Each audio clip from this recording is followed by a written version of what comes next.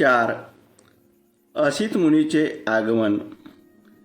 ज्यावेळी या बालकाचा जन्म झाला त्यावेळी असित नावाचे एक महान तपस्वी ऋषी हिमालय पर्वतावर राहत होते. असित ऋषीने पाहिले की अंतरिक्षातील देव बुद्ध या शब्दाची घोषणा करीत आहेत व त्याचा प्रतिध्वनी चोहोकडे उमटत आहे. त्यांनी पाहिले की ते आपली वस्त्र आभूषणे मिरवीत इकडून तिकडे हर्षभराने फिरत आहेत. त्यांनी विचार केला की ज्या ठिकाणी बुद्धाने जन्म घेतला तेथे मी का जाऊ नये. त्याने आपल्या असामान्य दृष्टीने सर्व जंबूद्वीपाचे निरीक्षण केले. तेव्हा शुद्धोधनाच्या घरी तळपणारे एक असामान्य बालक जन्माला आले असून त्यामुळेच अंतरिक्षातील सर्व देव हर्षभरीत झाले आहेत असे त्यांना दिसले. म्हणून ते महान ऋषी उठले आणि आपला पुतण्या नरदत्त याला बरोबर घेऊन राजा शुद्धोधनाच्या घरी आले व त्याच्या राजवाड्याच्या प्रवेशद्वारी उभे राहिले. तेथे त्यांनी असंख्य लोक गोळा झाल्याचे पाहिले. तेव्हा ते द्वारपालाजवळ गेले आणि त्याला म्हणाले, अरे, राजाला जाऊन सांग की दाराशी एक तपस्वी उभा आहे. तेव्हा तो द्वारपाल शुद्धोधनाजवळ गेला आणि हात जोडून म्हणाला, महाराज, दाराशी एक वयोवृद्ध ऋषी येऊन उभे राहिले आहेत. ते आपणाला भेटण्याची इच्छा करीत आहेत. राजाने असित मुनीकरता एका आसनाची व्यवस्था केली आणि तो द्वारपालास म्हणाला, त्या ऋषींना आत येऊ दे. तेव्हा महालाच्या बाहेर येऊन तो द्वारपाल असित मुनीला म्हणाला, कृपा करून आत चला. असित मुनी शुद्धोधन राजाजवळ गेले व त्याच्या पुढे उभे राहून म्हणाले, विजय असो राजा, तुझा विजय असो. तू आयुष्यमान हो आणि आपले राज्य सद्धर्माने चालव. तेव्हा शुद्धोधनाने असित मुनींना साष्टांग नमस्कार घातला आणि त्यांना बसण्याकरता आसन दिले. असित मुनी सुखपूर्वक स्थानापन्न झाल्यावर शुद्धोधन म्हणाला, हे तपस्वीन, यापूर्वी आपले दर्शन झाल्याचे आठवत नाही. आपल्या आगमनाचा काय हेतू असावा बरे? आपण इथे येण्याचे कारण काय? असित ऋषी शुद्धोधनाला म्हणाले, राजा, तुला पुत्रप्राप्ती झाली आहे. तुझ्या पुत्राला पाहण्याच्या इच्छेने मी इथे आलो आहे. शुद्धोधन म्हणाले, मुनीवर, बालक आता झोपला आहे. थोडा वेळ आपण थांबण्याची कृपा कराल का? ऋषी म्हणाले, राजा, असले थोर महात्मे जास्त वेळ झोपत नाहीत. हे थोर महात्मे स्वभावतःच जागृत असतात. इतक्यात त्या महान ऋषीवर अनुकंपा दाखवून त्या बालकाने आपण जागे झाल्याची हालचाल केली. बालक जागे झालेले पाहताच शुद्धोधनाने आपल्या दोन्ही हातांनी त्याला उचलून ऋषीच्या समोर आणले. अशी ऋषींनी त्या बालकांना निरखून पाहिले तेव्हा ते महापुरुषाच्या 32 लक्षण्यांनी व 80 शुभचिन्हांनी युक्त असलेले त्यास दिसले. त्याने पाहिले की त्याचा देह शुक्र व ब्रह्म यांच्यापेक्षाही अधिक तेजस्वी आहे व त्याचे तेजोमंडल त्यांच्यापेक्षा शतसहस्त्र पटीने अधिक दैदिप्यमान आहे. असित ऋषीच्या मुखातून त्वरित उद्गार निघाले, निसंदेह या पृथ्वी तलावर हा अलौकिक पुरुष अवतरला आहे. असे म्हणून असित मुनी आपल्या आसनावरून उठले व आपले दोन्ही हात जोडून त्यांनी त्या बालकाला साष्टांग नमस्कार घातला. त्यांनी बाळाभोवती प्रदक्षिणा घातली आणि त्याला आपल्या हातात घेऊन ध्यानमग्न स्थितीत ते उभे राहिले. असित ऋषीला पूर्वीची सुपरिचित भविष्यवाणी माहीत होती. गौतमाप्रमाणे महापुरुषांच्या 32 लक्षणांनी युक्त असलेल्यांच्या पुढे 2च मार्ग असतात, तिसरा नाही.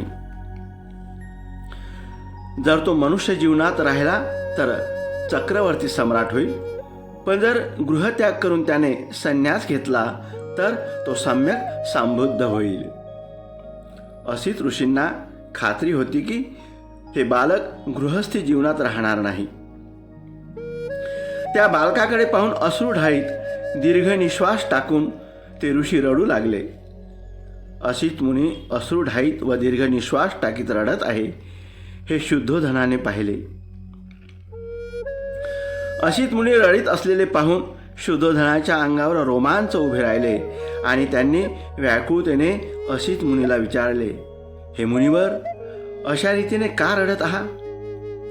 अश्रू का ढाळीत आहात? दीर्घ निश्वास का टाकीत आहात? माझ्या बालकाचे भविष्य निर्विघ्न आहे ना? हे ऐकून ऋषी म्हणाले, राजा, मी बालकासाठी रडत नाही, त्याचे भविष्य अगदी निर्विघ्न आहे. मी रडतो आहे तो माझ्यासाठी. का बरं?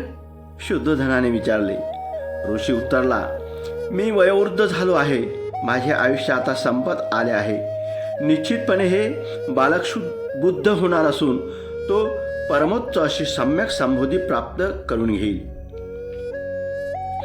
तदनंतर आजवर या पृथ्वी तलावर जे कोणी करू शकले नाही ते धम्मचक्र प्रवर्तन हे बालक करील. जगताच्या सुख समृद्धीसाठी तो आपल्या महान तत्वाचा उपदेश करील. ज्या धार्मिक जीवनाची तो घोषणा करील ते जीवन आरंभिक कल्याणकारक, मध्ये कल्याणकारक आणि शेवटही कल्याणकारक असेच असेल. ते शब्द व शब्दांचा भावार्थ यांनी पूर्ण, शुद्ध आणि पवित्र असेच असेल. ज्याप्रमाणे एखादे उमराचे फूल क्वचितच वेळी व स्थळी या जगात उमललेले दिसते, त्याचप्रमाणे असंख्य काळानंतर या जगतात एखाद्याच्याच वेळी व स्थळी पूजनीय बुद्ध उदयास येतात. त्याचप्रमाणे राजा, हा मुलगा सुद्धा निसंशय परमज्ञान प्राप्त करून सम्यक संबुद्ध होईल आणि असंख्य जीवांना दुःख सागरातून तारून नेऊन परम सुखाची स्थिती प्राप्त करून देईल. परंतु मी त्या बुद्धाला पाहू शकणार नाही, म्हणून मी रडतो आहे आणि या दुःखामुळेच हा असा दीर्घ निश्वास टाकीत आहे, कारण मला या बुद्धाची पूजा कराव्यास मिळणार नाही. तदनंतर राजाने त्या थोर असित ऋषीला व त्याचा पुतण्या नरदत्त याला यथायोग्य भोजन देऊन संतुष्ट केले. त्यांना वस्त्रदान देऊन त्यांच्या भोवती प्रदक्षिणा घालून वंदन केले. तेव्हा असित मुनी त्यांचा पुतण्या नरदत्त याला म्हणाले, नरदत्ता, जेव्हा हे बालक बुद्ध झाल्याचे तू ऐकशील तेव्हा त्याच्याकडे जाऊन त्याच्या ज्ञानमार्गाचा अनुग्रह कर. ते तुला सुखशांतीचे व कल्याणप्रद ठरेल. असे म्हणून असित मुनीने राजाची अनुज्ञा घेऊन ते आपल्या आश्रमाकडे निघून गेले. 5. महामायेचा मृत्यू. 5व्या दिवशी नामकरण विधी करण्यात आली. मुलाचे नाव सिद्धार्थ असे ठेवण्यात आले. त्याचे गोत्र नाम गौतम होते, म्हणून तो सिद्धार्थ गौतम या नावाने प्रसिद्ध झाला. मुलाच्या जन्माचा आनंदोत्सव व नामकरण विधी समारंभ चालू असतानाच महामाया एकाकी आजारी पडली व तिचे दुखणे वाढू लागले.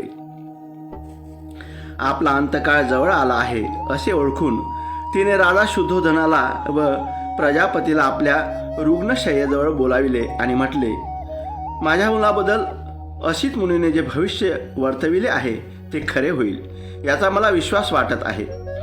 मला दुःख एवढेच वाटते की ते खरे ठरलेले पाहण्यासाठी मी जिवंत राहणार नाही.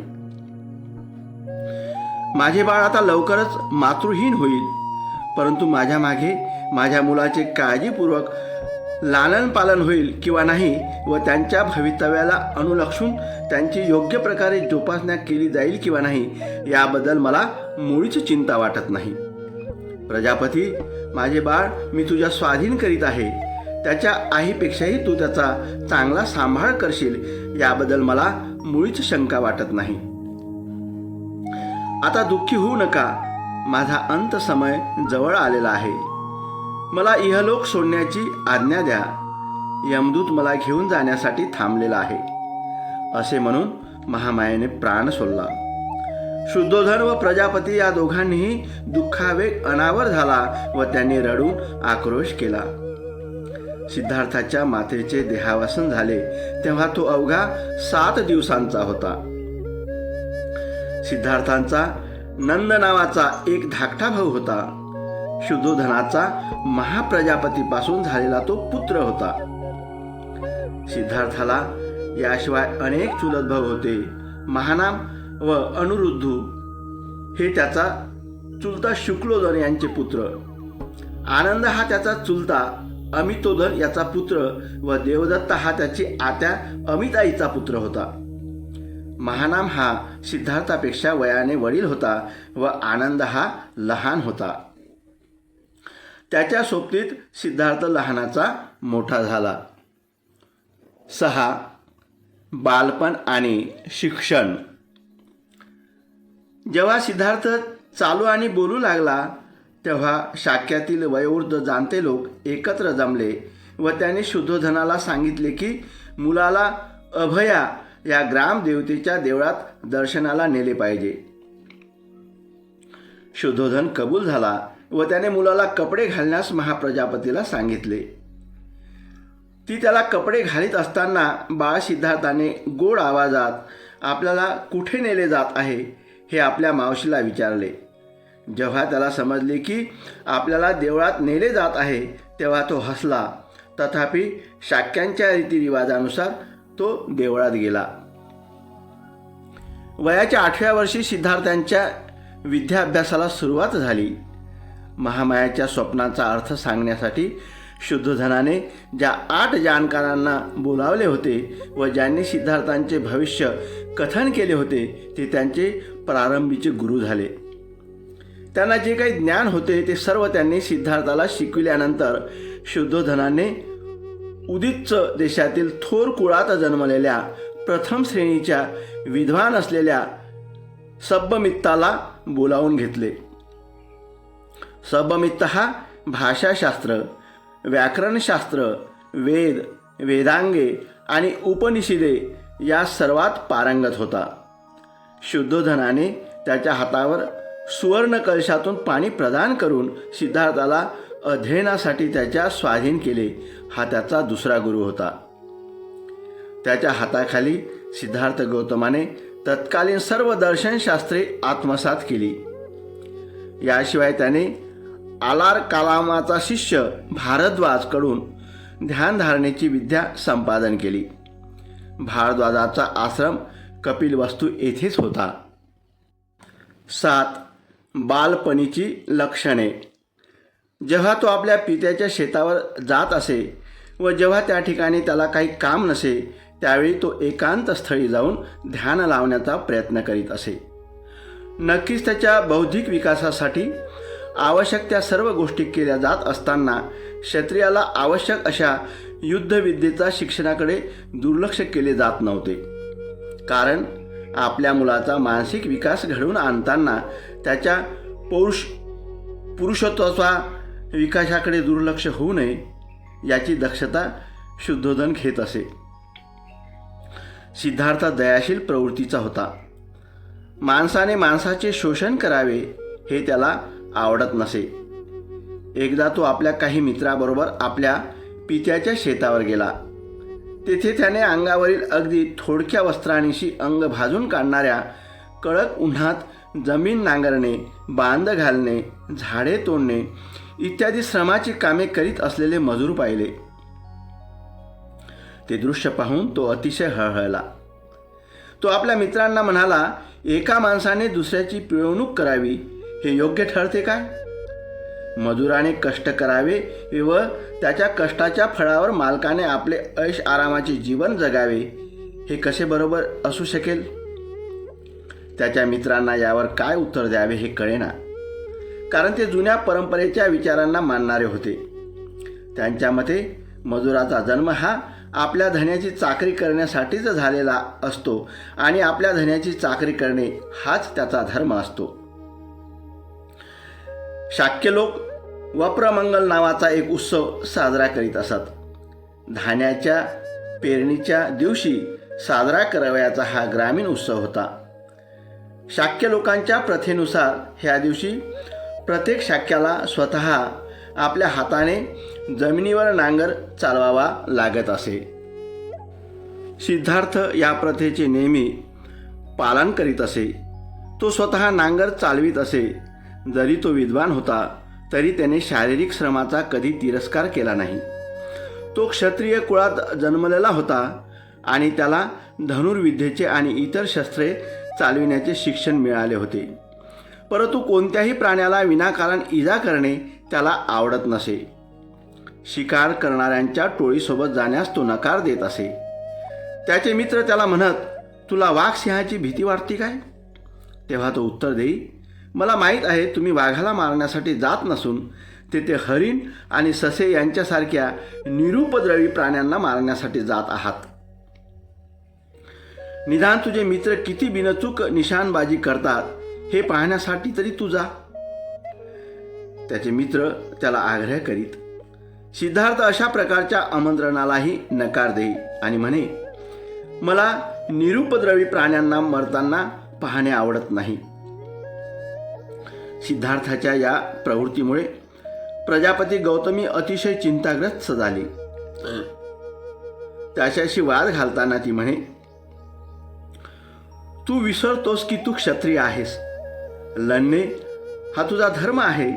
शिकारीच्या मार्गानेच युद्धविद्येत निपुणता प्राप्त होते, कारण शिकारीने अचूक नेमबाजीचे शिक्षण मिळते. शिकार करणे हे क्षत्रियांचे युद्धविद्येचे शिक्षण घेण्याचे एक क्षेत्र आहे. परंतु सिद्धार्थ नेहमी गौतमीला विचारित असे, पण आई, क्षत्रियांना लढावे तरी का लागते ग? आणि गौतमी उत्तर देई, तो त्यांचा धर्म आहे म्हणून. तिच्या उत्तराने सिद्धार्थांचे समाधान होत नसे. तो गौतमीला विचारे, आई, मला हे सांग की माणसाला मारणे हा माणसाचा धर्म कसा होऊ शकतो? गौतमी उत्तर देई, ही प्रवृत्ती एखाद्या संन्याशाला योग्य आहे, पण क्षत्रियांनी लढलेच पाहिजे.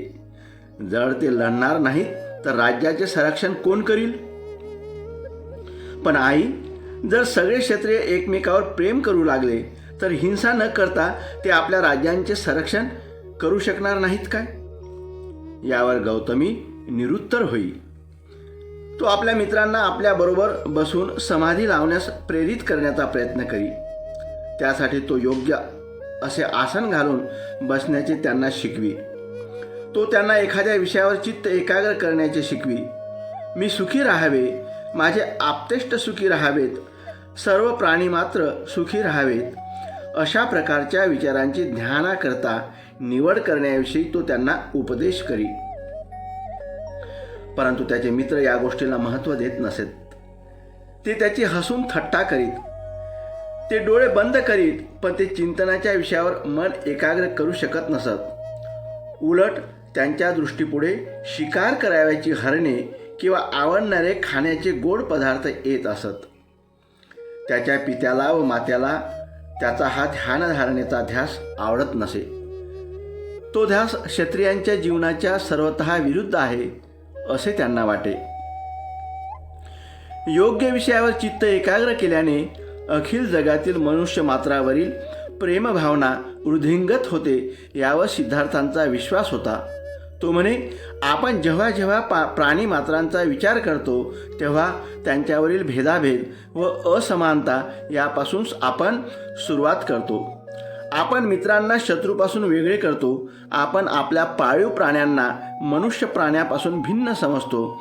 आपण मित्र व पाळीव प्राणी यांच्यावर प्रेम करतो आणि शत्रू व हिंस्र पशूंची घृणा करतो. ही भेदरेषा आपण ओलांडली पाहिजे आणि आपण जेव्हा आपल्या चिंतनात व्यवहारी जीवनांच्या या मर्यादे पलीकडे जाऊ तेव्हाच हे करू शकू. त्याचे बालपण करुणामय होते. एकदा तो आपल्या पित्याच्या शेतावर गेला. विश्रांतीच्या वेळी एका झाडाखाली बसून तो निसर्गाची शांती व सौंदर्याचा आस्वाद घेत होता. इतक्यात आकाशातून एक पक्षी अगदी त्याच्या समोर येऊन पडला. त्या पक्षाला बाण लागला होता व तो त्याच्या शरीराला रुतलेला होता, त्यामुळे तो पक्षी तडफडत होता. सिद्धार्थ त्या पक्षाला वाचविण्यासाठी पुढे आला. त्याने त्याच्या अंगातील बाण उपटून काढला, त्याच्या जखमेवर पट्टी बांधली व त्याला पिण्यासाठी पाणी दिले. त्याने त्या पक्षाला आपल्या कुशीत घेतले आणि आपल्या उत्तरीय वस्त्रात गुंडाळले आणि ऊब देण्यासाठी त्याला आपल्या हृदयाशी धरले. सिद्धार्थाला आश्चर्य वाटले की या निष्पाप पक्षाला कोणी मारले असावे. थोड्याच वेळात त्याचा आतेभाऊ देवदत्त शिकारीच्या सर्व आयुधानिशी तेथे आला.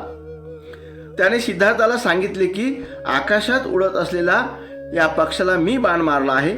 तो पक्षी जखमी झाला असून काही अंतरावर उडून गेल्यावर तो इथेच कुठेतरी पडला असावा. त्याला तू पाहिलंस काय? सिद्धार्थाला त्याने विचारले.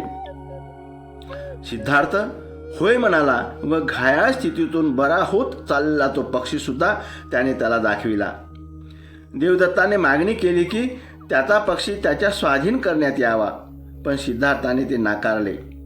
त्यामुळे त्या दोघांमध्ये तीव्र वाद झाला. देवदत्ताचे म्हणणे होते की या पक्षाचा मालक तोच होता, कारण शिकारीच्या नियमानुसार जो शिकार करतो तोच त्या शिकारीचा मालक होतो. सिद्धार्थाने या नियमाची अधिकृतरित्या अमान्य केला. तो म्हणाला की जो त्याचे रक्षण करतो त्यालाच त्याच्या मालकीचा हक्क प्राप्त होतो. हत्यारा कोणाचा मालक कसा होऊ शकतो? या वादात दोघांपैकी कुणीही माघार घ्यायला तयार होईना. शेवटी हा प्रश्न न्यायालयापुढे नेण्यात आला. न्यायालयाने सिद्धार्थ गौतमाकडून निर्णय दिला. त्यामुळे देवदत्त हा सिद्धार्थांचा कायमचा शत्रू बनला. परंतु सिद्धार्थ गौतमांनी करुणावृत्ती इतकी उत्कट होती की आपले आतेभावाची मर्जी राखण्यापेक्षा एका निष्पाप पक्षाचा जीव वाचवणे त्याने अधिक पसंत केले. सिद्धार्थ गौतमाच्या बालपणीचे जीवन हे अशा तऱ्हेचे होते. 8. विवाह. दंडपाणी नावाचा एक शाक्य होता. त्याला यशोधरा नावाची एक मुलगी होती. ती आपल्या सौंदर्याविषयी आणि चारित्र्याविषयी प्रसिद्ध होती.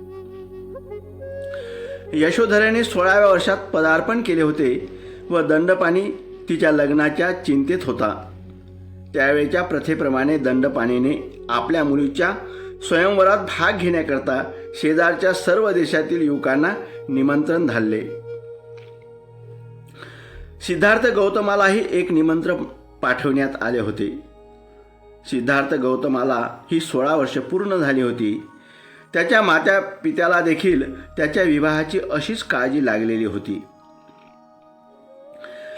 त्यांनी त्याला त्या स्वयंवरास जाण्यास आणि यशोधरेचे पाणी ग्रहण करण्यास सांगितले. त्याने आपल्या माता पित्याच्या इच्छेला मान दिला.